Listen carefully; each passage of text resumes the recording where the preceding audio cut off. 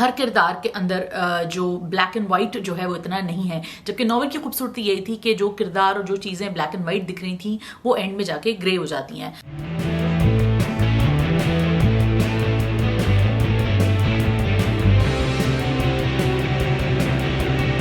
السلام علیکم جی، میں ہوں مہوش اعجاز، آپ مجھے دیکھ رہے ہیں میرے یوٹیوب چینل کے اوپر، اور آج جس ڈرامے کے اوپر میں بات کر رہی ہوں اس کا نام ہے ہم کہاں کے سچے تھے، اور آج میں ہم کہاں کے سچے تھے کی فرسٹ ایپیسوڈ کا ریویو اور ریکیپ کروں گی۔ ڈرامہ لکھا ہے عمیرہ احمد نے، جو کہ ان کے اسی نام کے ناول پہ بیسڈ ہے۔ اس کو ڈائریکٹ کر رہے ہیں فاروق رند۔ یہ ایئر ہو رہا ہے سنڈیز کو ہم ٹی وی نیٹ ورک کے اوپر۔ اس میں سٹار کر رہے ہیں ماہرہ خان، عثمان مختار، کبرا خان، زینب قیوم، لیلا واسطی ہیں، عمیر رانا ہے ایک فرسٹ ایپیسوڈ میں، ان کو بھی ہم نے دیکھا ہے۔ اس کے علاوہ زینب قیوم بھی ہیں، ہما نواب بھی ہیں، لیلا واسطی بھی ہیں۔ تو بہت سارے زبردست سٹار کاسٹ ہے، زبردست سٹوری بھی ہے، جیسا کہ میں پہلے ایک ویڈیو میں بنا چکی ہوں، اور آپ کہیں اس کو لنک وغیرہ میں کہیں دیکھ بھی سکتے ہیں کہ میں نے پورا جو پلاٹ ہے وہ ایکسپلین کیا ہے کہ کیا ہے پلاٹ میں بیسکلی۔ اور میں بہت لک فارورڈ کر رہی تھی کیونکہ ماہرہ خان کا یہ اسکرین کے اوپر چھوٹی اسکرین کے اوپر رادر کم بیک ہے۔ بڑی اسکرین پہ تو وہ کافی سارا کام کر چکی ہیں اور آگے بھی ان کی بہت ساری فلمیں آ رہی ہیں، لیکن چھوٹی اسکرین کے لیے جہاں سے انہوں نے اسٹارٹ لیا تھا، جو ان کا ہوم اسکرین ہے آئی وڈ سے، یہ ان کا اس کے اوپر پہلا کم بیک ہے after many long years. Mahira Khan looks completely at ease in the small screen. I don't think there's anything that she's missed as a beat.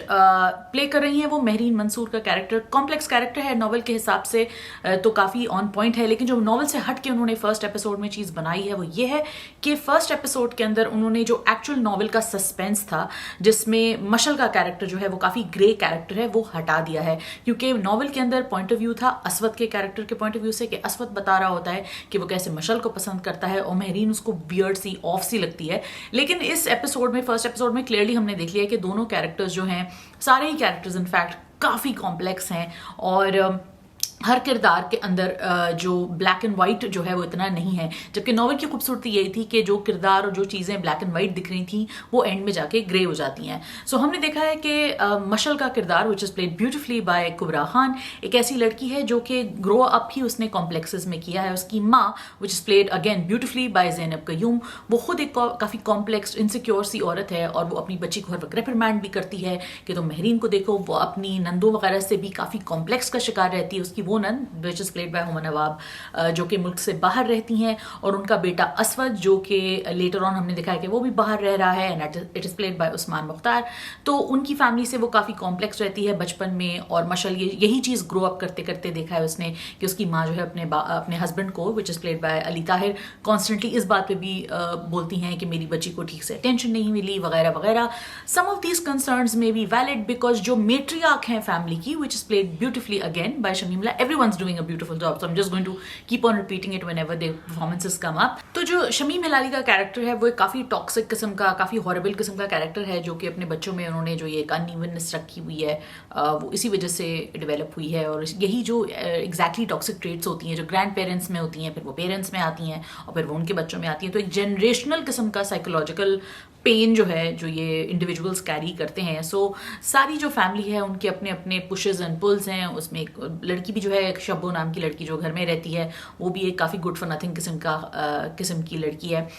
What's great about Farooq رند's way and method of understanding the story or telling the story, despite the fact کہ آپ نے novel کا جو مین net تھا وہ direct آپ نے فرسٹ ایپیسوڈ میں دے دیا ہے، اس میں اس کی ایک اپنی لیریکل قسم کی بیوٹی ہے، and the same thing was there in پیار کے صدقے as well, and the way that he's playing with shadows and the way that he's playing with the light and dark is beautiful, and that is something that I also appreciated in پیار کے صدقے۔ تو اس episode میں بھی ہم نے یہ دیکھا ہے کہ وہ اسی طرح کی لیریکل and the way that he plays with colors, and they're very bright but very painful colors if you see in جو زینب قیوم کا سین ہے with her husband. Similarly آپ کے جو مومنٹس ہیں، جو گھر کے اندر مومنٹس ہیں، اس میں بھی splashes of color آتے ہیں، لیکن over all there's a very dull and there's a very somber tone to it.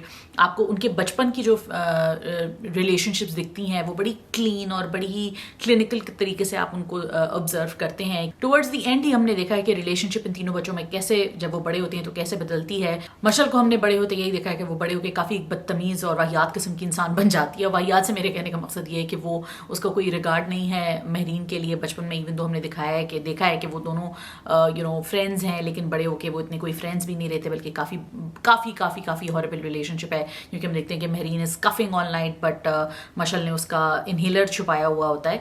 सो ये एक क्लियरली एक ऐसी फैमिली है जो कि बहुत सारे उसके अपना बैगेज है. What I really hope is कि इस साइकोलॉजिकल बैगेज को ज़रा ज़्यादा देखा जाए, ज़रा ज़्यादा उसमें डेल्व किया जाए, उसको ढूंढा जाए कि एक्चुअली ये जो प्रॉब्लम्स हैं वो कहाँ बैठ रहे हैं. और एक क्रेशेंडो पे आके जब इनका कैरेक्टर आएगा, क्योंकि कुबरा खान का जो एक कैरेक्टर है उसका भी एक आर्क है. और I am going to spoil it for you. Should I spoil it for you? नहीं, आप ये लिंक देख लें जिसमें मैंने टीजर की बात की हुई है और बताया हुआ है कि स्टोरी में क्या है. इनका भी एक पॉइंट आएगा जिसमें आई रियली होप कि उस पॉइंट तक आने तक आप मशल को इतना अच्छा एक्सपोज कर चुके हो एज अ कैरेक्टर कि ऑडियंसेस के लिए वो स्ट्रेंज और बिजार और स्टूपिड ना लगे. एक और बहुत इंपॉर्टेंट चीज जिससे ड्रामा शुरू होता है वो ये है कि बच्चे जो होते हैं उसके ऊपर बात हो रही होती है कि बच्चे कैसे फरिश्ते होते हैं और फिर वो बोने बन जाते हैं.